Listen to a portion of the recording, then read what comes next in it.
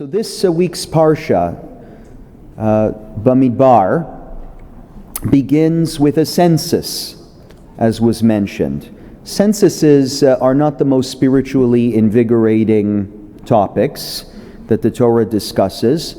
And for a topic that's rather flat, the Bible spends a lot of time actually providing census details of the people. The Midrash recounts 10 instances in the Hebrew Bible, 10 instances when a census was taken. Once when they went down to Egypt, then when they came out, then after the incident of the golden calf, then twice in the book of Numbers, then twice in the days of Saul, etc., etc. A lot of different censuses. You have to ask why the Bible is so concerned with counting the number of Jews there are. Although we today in the Jewish community also take a lot of censuses. Every few years I get something in my inbox about some study on the Jews of America or the Jews of Canada, and they're always depressing. Maybe that's why. We are always worried about the status of the Jewish people and need censuses to check on the data and help us make conclusions or help us prepare for steps we can take to help improve the situation of the Jewish people wherever it might be. But it's not just us. The government of Canada does a census every few years. Censuses serve practical purposes. Leaders have to know about the people that they're leading. But this census at the beginning of this Parsha is different because it is not a census that's being instigated by the leadership for practical reasons. It's not Moses and Aaron who say, let's take a census, we have to find out how many people we're feeding tonight. It's God who says, God gives the command to Moses and Aaron, go and count the people.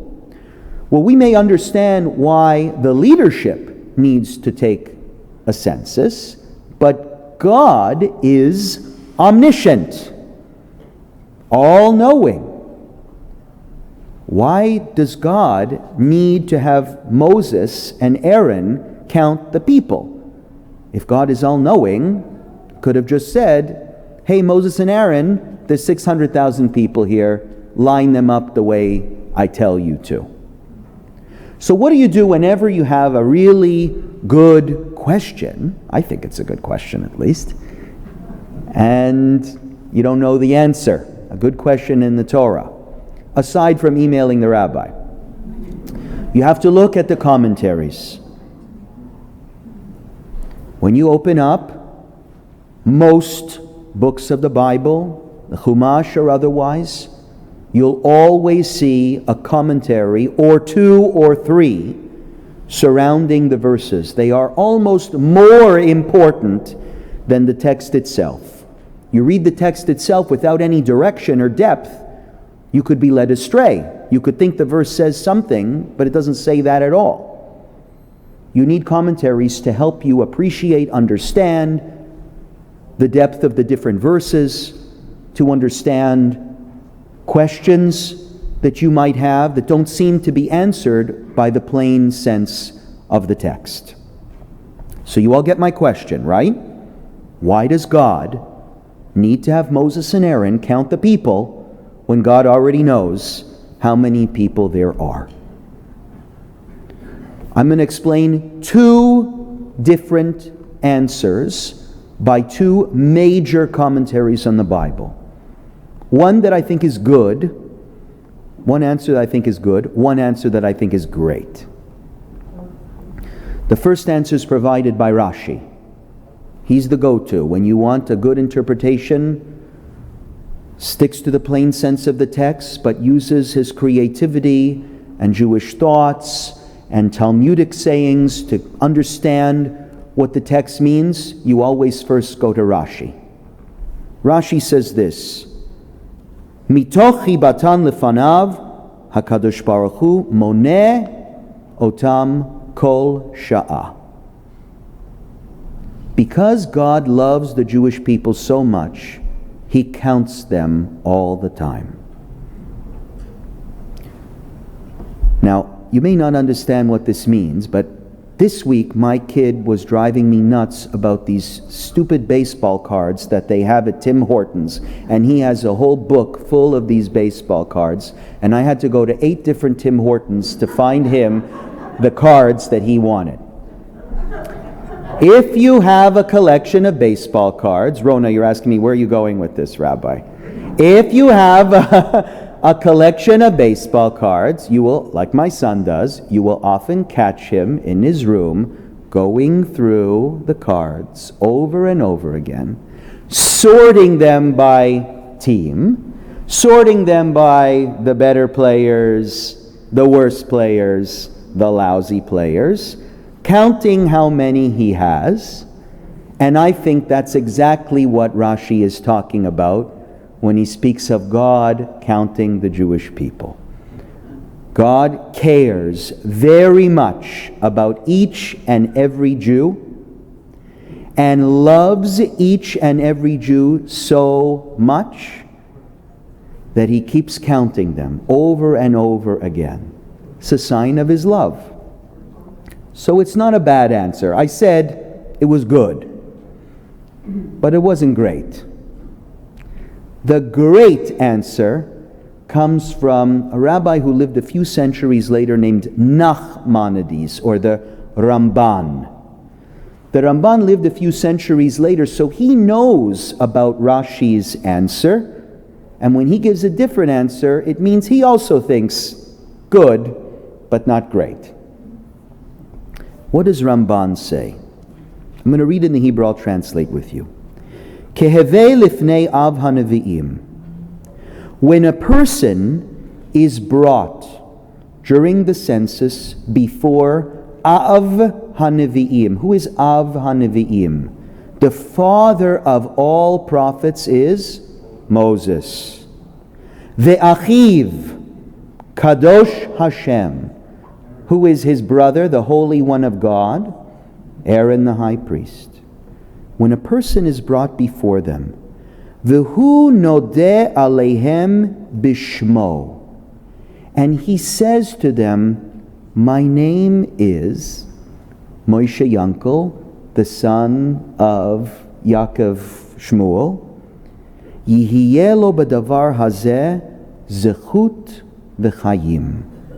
When he is brought before the Father of prophets and the Holy One of God and says his name and hears his name recited by them in return. Remember, the census is B'mishpechotam leveitomotam b'mispar shemot. You don't just count, you get their name. When the leaders hear your name and say your name, it is zechut v'chayim. It is a life. It is a privilege. Omer lechol echad, Omer lo HaKadosh Baruch Hu limnotam bechavod ubigdula. God says, you count the people with honor. Lechol echad ve'echad, and make sure you count every single one. Lo tiyeh omer lerosh hamishpacha kama b'mishpachatcha. V'kama banim shelcha.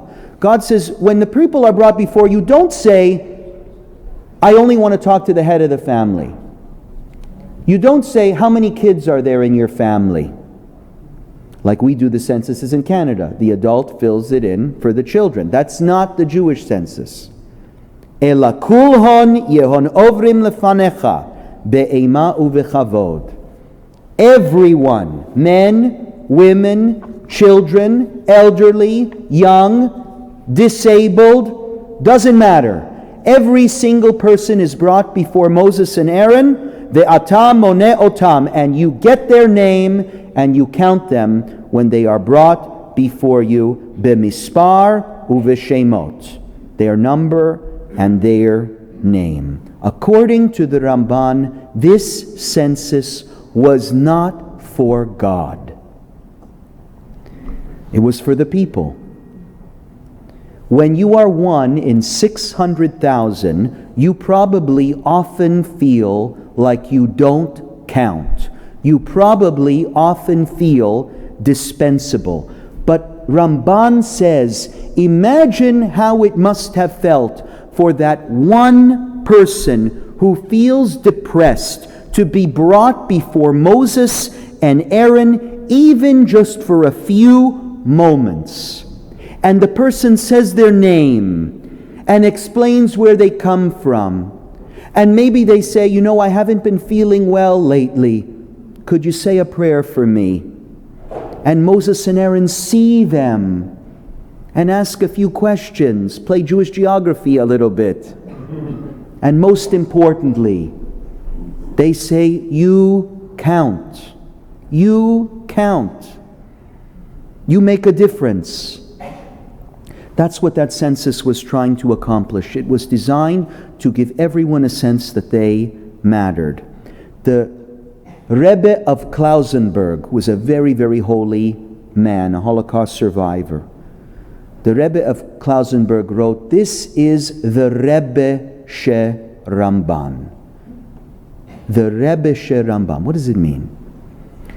Well, Hasidic Rebbes also have the custom to sit or stand in a particular place and have Hasidim and different visitors brought before them, and the visitor comes and introduces himself. He says his name. The Rebbe asks him a few questions, and then you ask for a bracha from the Rebbe. So he said, where does this come from? Some of you may have seen videos of the Lubavitcher Rebbe would stand for hours and hours with dollar bills in his hand, and this is what he was doing. People were being brought before him. He would only have a couple of minutes with every single person.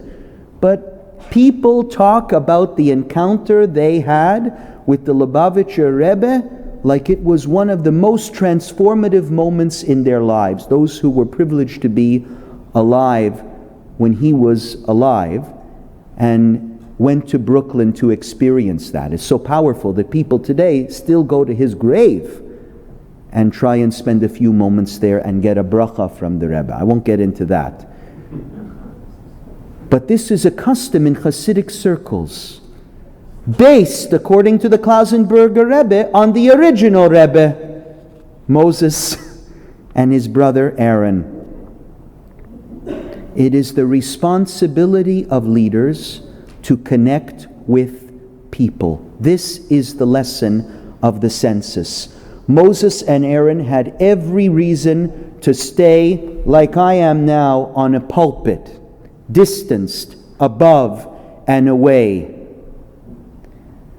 The lesson we're hearing now is you get down, you learn every person's name, you make sure to spend a few moments with everybody, even if that's the only time you have, but you make sure they get a sense in that encounter that they are seen and that they matter. And I think it's the Ramban's explanation that informs us as to why we are reading this Parsha before Shavuot this year and every year. Shavuot, as you know, commemorates a time of total transformation for our people. Our ancestors were freed from bondage, but they didn't have a mission yet. Only on Shavuot they received the Torah, they received their calling to be a holy people, to be a people committed to doing justice and sanctifying God's name and performing acts of loving kindness in the world. Shavuot is a reenactment in synagogue of that moment of transformation, so that we can be reminded every year of the awesome responsibility that we were given many, many centuries ago. And if we go into this holiday Thursday night feeling like I don't really matter, feeling like I can defer my Jewish responsibilities to somebody else, let them do it, well then Sinai becomes a meaningless experience. We have to know, each and every one of us, before going into Shavuot, that we matter. The Zohar says that there are how many letters in the Torah? 600,000, and that's not a coincidence. There's 600,000 Jews counted in the survey, and there are 600,000 letters in the Torah. What happens when one letter of the Torah is missing? The Torah's treif, can't use it. And if one Jew feels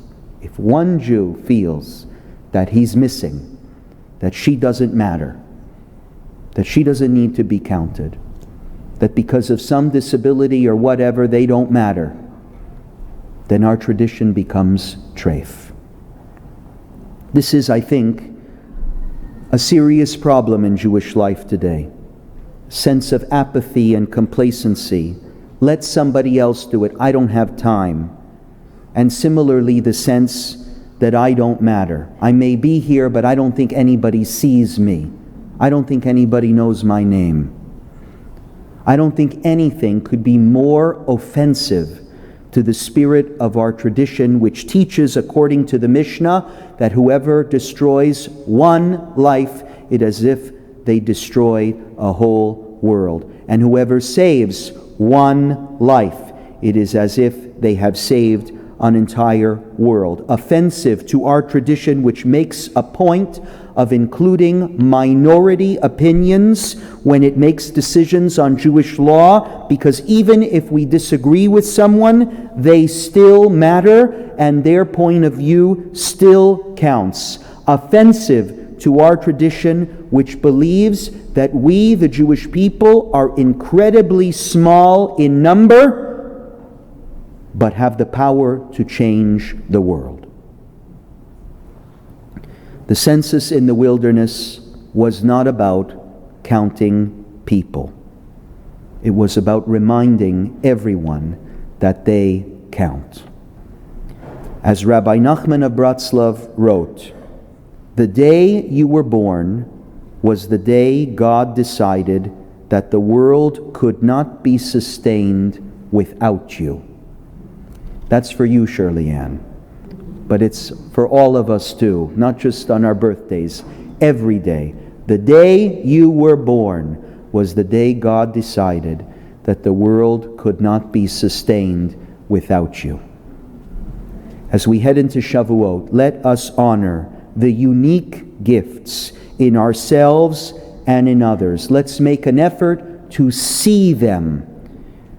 These are the gifts and the people which make our community complete, which make the Torah complete, which make the Jewish people complete. Shabbat Shalom.